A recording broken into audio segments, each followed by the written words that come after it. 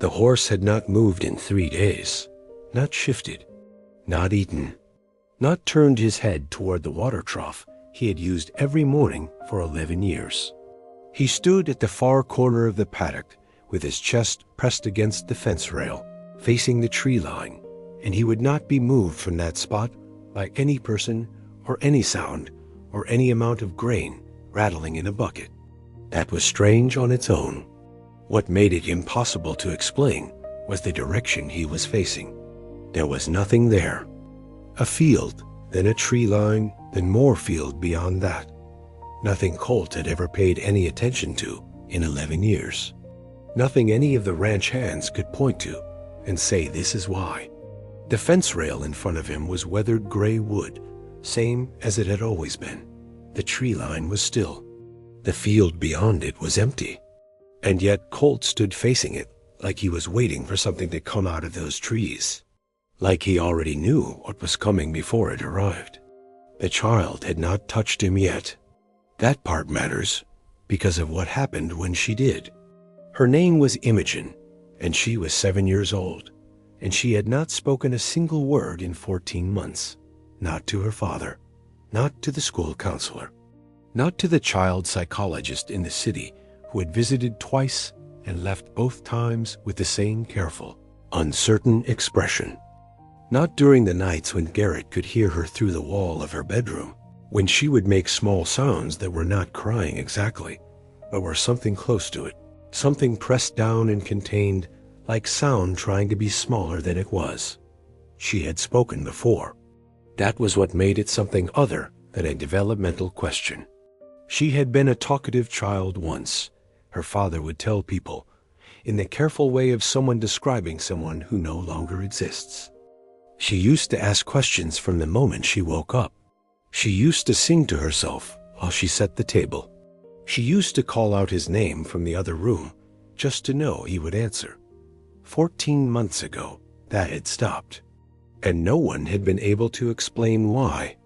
What Garrett Voss had not expected, when his sister called and said bring her to the ranch for a few weeks, bring her somewhere that isn't that house, was that the first thing Imogen would do when she arrived was walk directly to the paddock fence and stand there, not near the barn, not near the house, not near the tire swing his sister had put up for when her own kids visited, straight to the fence, as if she had been here before and knew exactly where she was going. And Colt, who had not moved from his spot in 3 days, who had turned away every person who approached him since this strange stillness began, slowly, without any sound, turned his head and looked at her. The ranch hand who saw it happen would describe it later as the most unsettling thing he had ever watched. Not because it was violent or loud, because it was the opposite. Because it was the most deliberate, intentional movement he had ever seen from an animal that was supposed to be unpredictable. Colt looked at the child. The child looked at Colt, and neither of them moved for a very long time. What came out of that stillness would take 3 weeks to fully understand. And when Garrett finally understood it, he sat down in the dirt of that paddock and could not get up for a long time. This is the story of what Colt knew, and what Imogen knew, and what neither of them had any way of telling anyone until the right moment finally arrived. Garrett Voss had come to his sister's ranch in late September, which in the valley meant the kind of cold that arrived in the mornings without warning and left by noon. He had been driving for 6 hours. Imogen had slept for most of it, curled against the door with her jacket pulled over her face the way she had started doing, making herself small, making herself a shape that was easier to carry. He watched her in the rearview mirror at rest stops. He watched her the way you watch something fragile that you are responsible for and do not know how to fix. He was 41 years old. He had worked construction for 12 years and managed a crew for the last 4. He was not a man who had difficulty with physical problems, with things that needed to be solved by the right tool, or enough effort, or enough time. He was not prepared for a problem that had no tool and did not yield to effort, and had already taken 14 months without any sign of moving. He had tried everything that could be tried. He had taken Imogen to 3 different specialists in 8 months. He had read the literature, or enough of it to understand that what they were dealing with had a name and a framework, and a general prognosis that ranged from cautiously hopeful to indefinite, depending on who you asked. He had redesigned his work schedule to be home by 4. He had taken her to the park every Saturday, because parks had been something she loved before, the particular freedom of them, the permission to be loud and run. She had stopped running. She walked the paths carefully, close to him, watching the other children with an expression that was not sadness and not longing exactly, but something more like observation, as if she were studying a species that was interesting to her, but no longer quite her own. The psychologist had said that this was common, that children who experienced this kind of withdrawal were often very present internally, that the outer silence did not necessarily indicate inner devastation, that the goal was not to force re-entry, but to maintain warmth and safety and wait. He had nodded. He had paid the bills. He had driven home and sat in the parking lot for several minutes before he could trust himself to walk into the house. His sister Nara had met them in the driveway. She had said nothing when she saw Imogen, had not tried to coax a greeting out of her or make bright conversation that required a response. She had simply crouched down to the girl's level and said, "Your room has a window that faces east, so you'll see the sun come up if you want to." Then she had stood and led them inside. Garrett had exhaled for what felt like the first time in weeks. Nara ran the ranch with her husband Breck, who had grown up here, whose family had worked this land for 3 generations. It was not a large operation. 7 horses, some cattle, a dog named Fen, who moved through the property like he owned it and tolerated the humans as a kind of long-term arrangement. The kind of place where the mornings were genuinely quiet and the evenings lasted longer than they seemed to elsewhere. A kind of place Garrett had been hoping might do something that nothing else had done. He had not told Nara the full story. He had told her that Imogen had stopped talking after a difficult year, that the doctors called it selective mutism linked to trauma, that they were managing it, that she needed a change of environment. He had told her what was true, but not all of what was true, because some of it he still did not know how to say out loud. What he had not told her was about the morning in July, 13 months ago, when he had gone into Imogen's room to wake her and found her sitting on the floor in front of the window, very still, looking at the empty chair in the corner of her room. The chair that had belonged to her mother, the chair that Cassidy had always sat in when she read to Imogen at night, her feet tucked under her, the lamp on the knitstand throwing a yellow circle over both of them. Cassidy had been gone for 16 months by then, and still the chair was turned at that angle because no one had moved it, because Garrett had not been able to make himself do it, and Imogen had never asked. He had asked her that morning, gently, "Who are you looking at?" And Imogen had turned to him with an expression he had never seen on a child's face, and said very quietly, "She said she has to go now." Then she had stopped speaking. That same day, Garrett had told the psychologist. The psychologist had said that children sometimes construct elaborate internal narratives about loss, especially losses they have not been given full language to process. She had said the episode was consistent with a grief response. She had not said it wasn't real, but she had not said it was either. That moment lived in Garrett like a splinter he could not reach. He turned it over at night.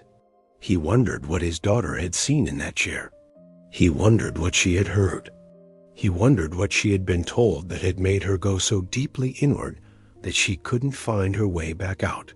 He had brought her to the ranch because Nara was family, and the house in the city felt like a room that had been sealed too long. He had not come expecting anything specific. He had certainly not expected Colt. The horse had been on the ranch for 11 years. Breck had bought him young, from a man 2 counties over who had good bloodlines but limited patience. And Colt had arrived with a reputation that he had done nothing in 11 years to shake. He was not mean. That was important to say first, because mean horses have a specific quality, a willingness to escalate, an edge that communicates danger before they act. Colt was not that. He was precise. He was particular.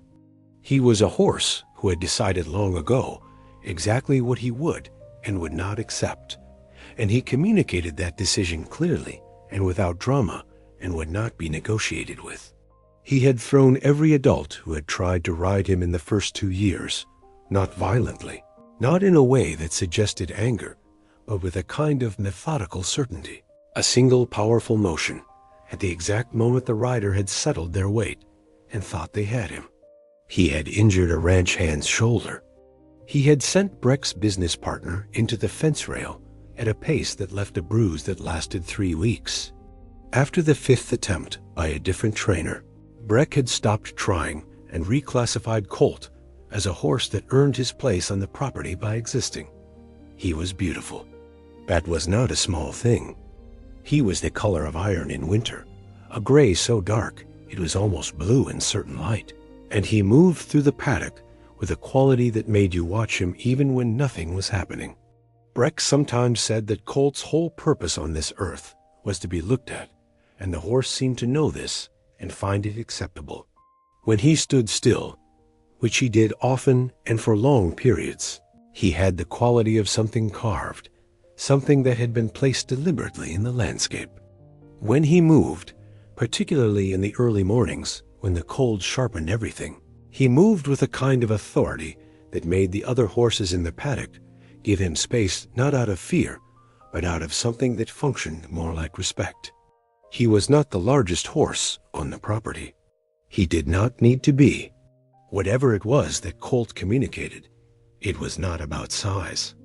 Breck had tried once, early in the horse's years on the ranch, to have him evaluated by a man who trained horses professionally, a patient and methodical man who had worked with difficult animals across 3 states and had a good reputation and a long waiting list. The trainer had spent 2 afternoons with Colt and then told Breck, with some care in his voice, that the horse was not difficult in any way he could address. That difficult usually meant something underneath, some wound or fear or bad early experience, and Colt had none of those signals. He was simply, the trainer said, not interested in being ridden by people he had decided were not worth the arrangement. He had said it almost with admiration. Children were different. 3 of them over the years had climbed on Colt without incident. 2 of Nara's nieces and a neighbor's son who was too young to understand what everyone else understood about the horse.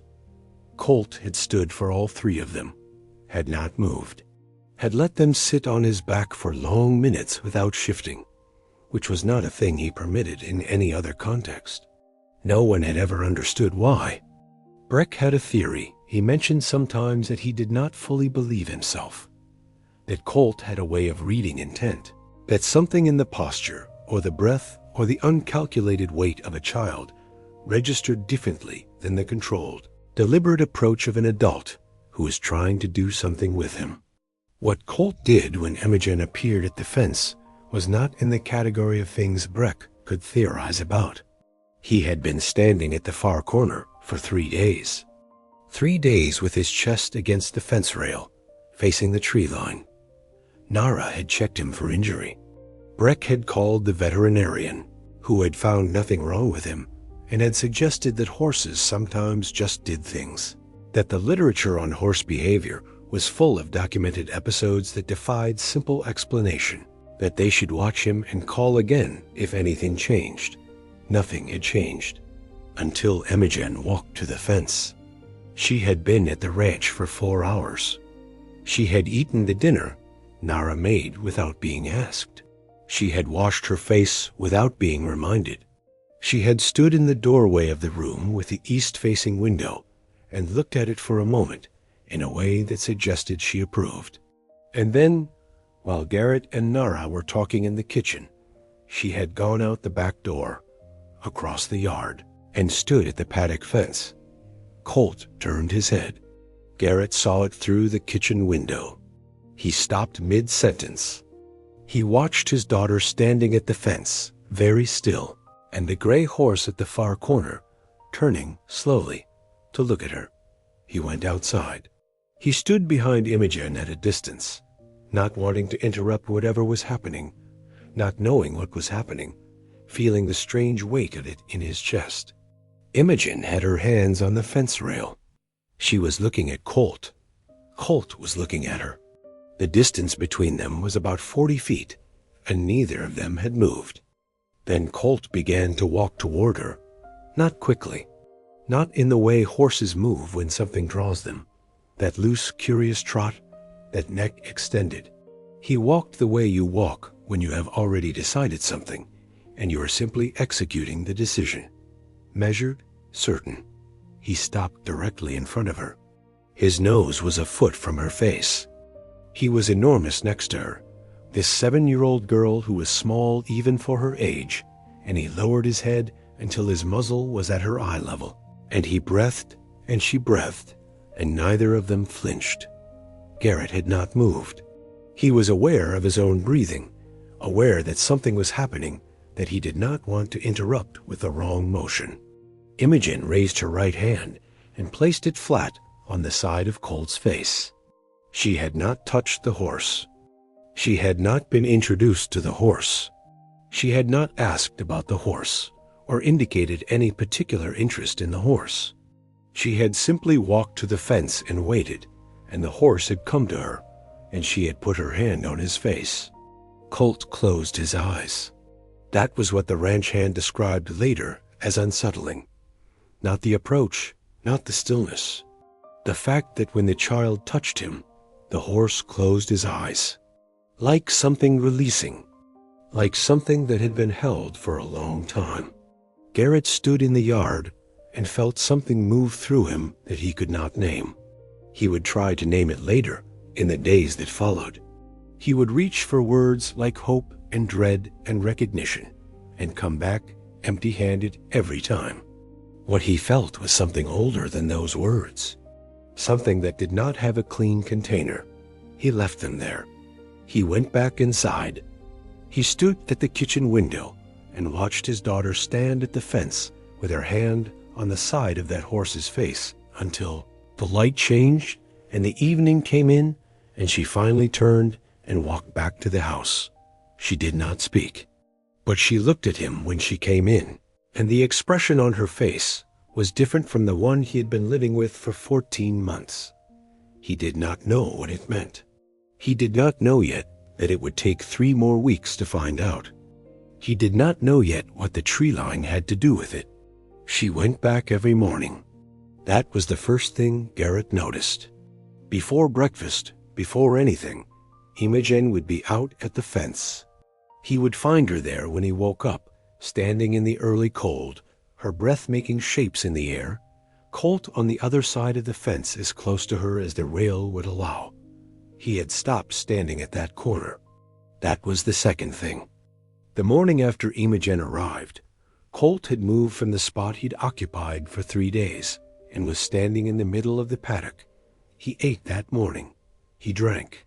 He moved through the space with his usual unhurried authority, and if anyone had not known about the 3 days, they would have said the horse seemed completely normal.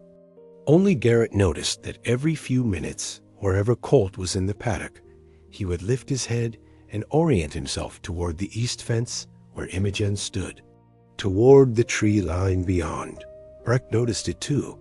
He mentioned it to Garrett on the 3rd day, standing at the paddock rail in the morning, coffee in hand, watching the horse move. "Something is still working on him," Breck said. "He's better than he was, but he's watching something out there." Garrett looked at the tree line. It was the same tree line it had always been. Cottonwood and scrub oak, the land rising slightly before it dropped into the field on the other side. Nothing significant. Nothing that marked it from any other stretch of trees in this part of the valley. He asked Breck what was on the other side. Breck said, "Old Kellen property. Hasn't been used in years. The house burned down. They sold off the stock after that. sold the land to the county for back taxes. Nobody's been out there for, he paused, maybe 5 years now. 5 years. Garrett did the arithmetic without meaning to.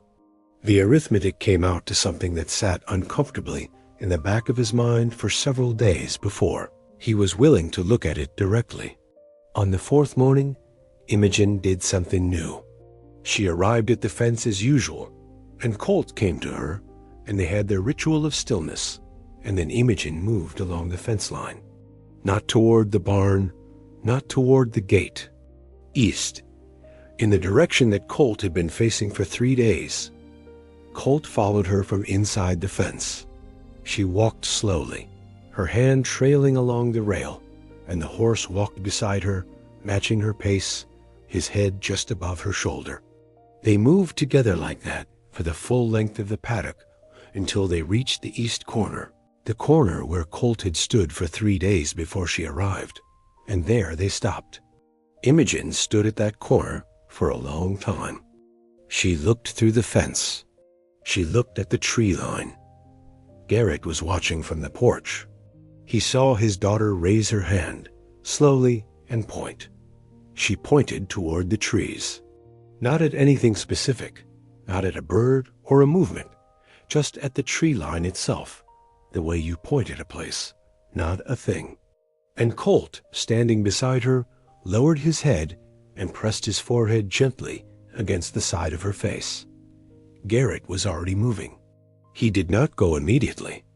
He made himself wait because he had learned in 14 months that urgency frightened Imogen, that quick movements made her retreat further into herself, that the only thing that had ever created any opening at all was patience that cost him something. He walked to the fence. He stood beside his daughter. He looked at the tree line. "What are you showing me?" he said. He did not say it to Imogen specifically. He was not sure who he was saying it to. Imogen did not speak, but she pointed again, the same direction, the same gesture, and then she looked at him. He had not seen her look at him like that in 14 months. Direct, present, like she was asking him something and trusting that he could answer it. He told Breck that afternoon. Breck was quiet for a long time, and then he said, "I'll take you out there." They went the next morning early, before the ranch woke fully. Breck drove the truck along the fence line to a gate he unlocked with a key on his ring, and they crossed into the field beyond, and drove through the field to the tree line, and came out on the other side into the old Kellen property. The house was gone. The foundation was still there, the stone perimeter of a house that had once been a home, blackened in places, grown over with dry grass. The barn was partially standing. The fencing was down in stretches. Garrett walked the property slowly. He did not know what he was looking for. He walked the perimeter of the stone foundation. He walked the length of what had been a fence line, the posts still standing in places, the wire rusted and collapsed between them. He looked at the barn, what remained of it, the south wall intact, and the north wall open to the sky, the roof partially caved, the interior smelling of old hay and wet wood, and something underneath. There was the smell of absence, of a space that had once been used and wasn't anymore. He circled the barn. The barn is where he found it, not inside the barn. Behind it, partially obscured by a collapsed fence section, and 3 seasons of grown-up grass and a rusted water tank that had tipped on its side. A grave marker, not a headstone. A cross made of 2 pieces of fence post, lashed with wire, with a name burned into the wood. He crouched down in front of it. The name read Cassidy. He sat in the dirt behind that collapsed barn for a long time before he could think clearly. He tried to be rational. Cassidy was not an uncommon name. The property had been abandoned for years. People named graves for animals, for pets, for things that mattered to them. There was no reason to assume this was connected to anything.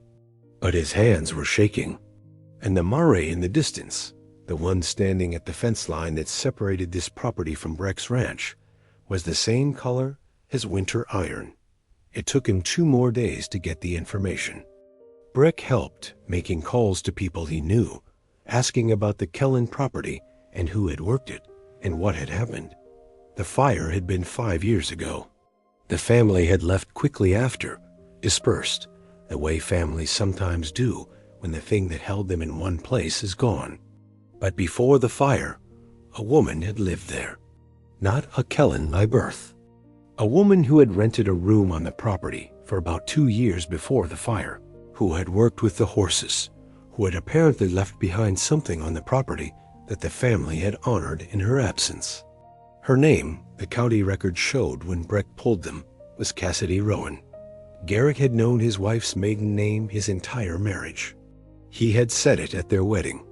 He had written it on forms for 14 years. He had heard her say it herself, the specific way she said her own name, the slight lift at the end, like a question she already knew the answer to. Cassidy Rowan. He drove back to the property alone. He stood at the grave marker, and he looked at it for a very long time, and he asked it the questions he did not have anyone else to ask. He thought about the timeline. Cassidy had died 16 months ago. She had been sick for longer than that, sick in the way that unfolds slowly, that takes a person in stages. That gives you time to say things, and doesn't give you time to say enough things. She had grown up in this part of the country before she moved to the city where they met. She had mentioned once, only once, that she had done some work on a horse ranch as a young woman, that she had liked it, that it was one of the places in her life that felt like it belonged to someone else now. She had not told him where. He thought about Colt. He thought about a gray horse standing at a corner fence for 3 days, facing a property he had no visible reason to face, beginning to move again only when a child appeared at the fence. A child who shared the face of the woman who might have stood at that same fence in a different life, years before the child was born.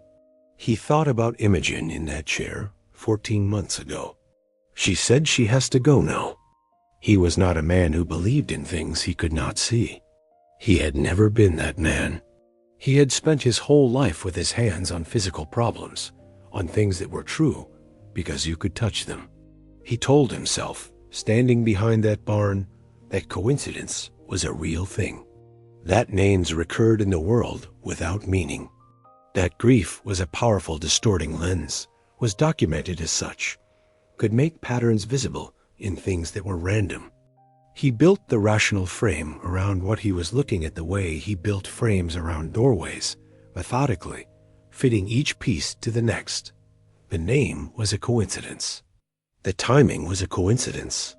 The horse was a sensitive animal responding to a child in a way that had always been his nature. He stood there and built the frame, and then he stood there a while longer and watched it fail to hold, because Cassidy Rowan had told him things. She had told him things late at night when they were talking in the way people talk when they are not managing themselves. When the editing is off, when the real record of a life comes out in small pieces and you recognize them as gifts even as they're being given. She had told him about a year she spent on a ranch in the valley, young and broke and learning horses from a family that was not her family but became something adjacent to it. She had told him that she had lost a dog there, a young dog she had named and trained and lost to a car on the county road in her second season, and that she had made a cross for him from fence post because that was what was available, and she had wanted him to have something with his name on it. She had told him the dog's name. He had never thought about it again until this moment. The dog's name was Colt. He sat down in the dirt without deciding to and pressed the heels of his hands against his eyes and stayed that way for a long time. Then he got up slowly and walked back around the barn. He walked across the field to where Breck's truck was parked at the gate. He stood with his hand on the door and looked back at the property. Breck had named the horse Colt when he bought him 11 years ago. Garrett had asked about the name once, in passing, and Breck had said the name had just come to him, that it suited the animal, but he couldn't tell you now why he'd settled on it. The man he'd bought him from hadn't given him a name yet, so Breck had named him the first morning, looking at this dark gray horse in the pale early light, and the name that had come to him was Colt. Garrett stood at the gate and looked at the cross with the name Cassidy on it, visible still from where he stood, and he thought about something his wife had told him years ago, in one of those late-night conversations that belong to the private record of a marriage, the ones you do not share and do not forget. She had told him about a dog she had loved on a ranch in this valley, in a year when she was young and learning things she would carry the rest of her life. A young dog she had named and trained and lost to the county road in her second season there. She had made a cross for him from fence post. She had said she could never stand to not mark something that mattered. She had told him the dog's name. He had never thought about it again until this moment. The dog's name was Colt.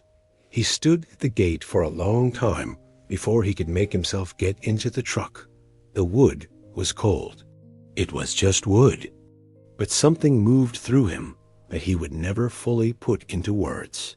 Something that was not grief, though it lived in the same territory. Something that felt, against all of his instincts, like an answer. He was not ready to take Imogen to the property. He thought about it for 2 days, turning it in his hands, trying to understand what it would mean to bring a 7-year-old to a grave marker with her mother's name on it, what it would do to her, what it would undo. He talked to Nara. He told her everything, the full story this time, Cassidy and the chair and what Imogen had said that morning and what he had found behind the collapsed barn. Nara listened without interrupting, which was the most useful thing anyone had done for him in a long time. She was quiet at the end. Then she said, "I think she already knows something. I think she's known it longer than you have. I think she took you there because she needed you to see it too." He sat with that. On the 6th day after finding the grave, he walked Imogen to the east corner of the paddock in the afternoon. Colt came to them, as he always did now, as if the geography of his movements had permanently reoriented around where the child stood. Garrett crouched down next to his daughter. He did not make a speech. He did not explain in clinical language about property records and fire and a name on a cross. He just said, "I found something. Something that I think you might already know about. I think you've been trying to tell me for a long time, and I wasn't listening well enough." Imogen turned and looked at him. He said, "I think your mom was here. A long time ago, before you were born, before I even knew her. I think she loved this place." He watched his daughter's face. She looked at Colt. She looked at the tree line. She looked at her father. And then, for the first time in 14 months, she opened her mouth and spoke. She said, "I know." Just those 2 words. Low and certain, like a person who has been waiting patiently for the right moment to confirm something they have been carrying alone. Garrett pulled her close. He did not try to say anything. He pressed his face into the top of her head and held on and let whatever was in his chest come out without trying to manage it, without trying to be the person who was holding things together. Colt stood at the fence and did not move. She began speaking again gradually, the way water comes back to a dry riverbed, slowly, in trickles, not all at once, not in a flood. Single words at first, then short sentences. By the end of the 3rd week, she was asking questions, which Garrett recognized as the real signal, the one that meant she was reconnecting to the world, because questions require you to believe the world will answer you back. She asked him about his wife, about her mother, about what Cassidy had been like before Imogen was old enough to remember. He told her stories he had not told anyone, stories about the early years, about specific things, the way Cassidy had always been the one who knew where everything was in the house, the way she had refused to drive and then eventually learned and was terrible at it for years, the way she had said his name sometimes from the other room just to know he would answer. He did not tell Imogen about the chair. He thought about it. He decided that some things were already known and did not need to be made into language. They took her to the grave on the 8th day, not as an event, not with ceremony. They drove to the property in Breck's truck in the late afternoon, and Nara came, and they walked behind the collapsed barn, and Garrett let Imogen see the cross with the name on it. She crouched down in front of it. She touched the wood with one finger. She stayed that way for a while. No one said anything. When she stood up, she looked at Garrett and said she built things with wood. She fixed fences. He had not told her that. There was no way she could have known that. The psychologist had a word for the things children construct in grief, the narratives they build to give themselves solid ground. Garrett understood that word and had used it before and could still use it now, but he did not reach for it this time. They drove back to the ranch. In the rearview mirror, he watched Imogen in the back seat, no longer curled against the door, no longer making herself small. She was watching the property recede behind them, the collapsed barn, the stone foundation, the field. She was sitting up straight. Colt was at the east fence when they pulled in. Imogen got out of the truck before it had fully stopped and went to the fence and put both hands on the rail. And the horse pressed his chest against the other side, and she leaned forward and pressed her forehead against his neck. Garrett stood by the truck and did not move for a long time. The last morning before they drove home, Garrett woke before light and went to the paddock alone. He had not planned to.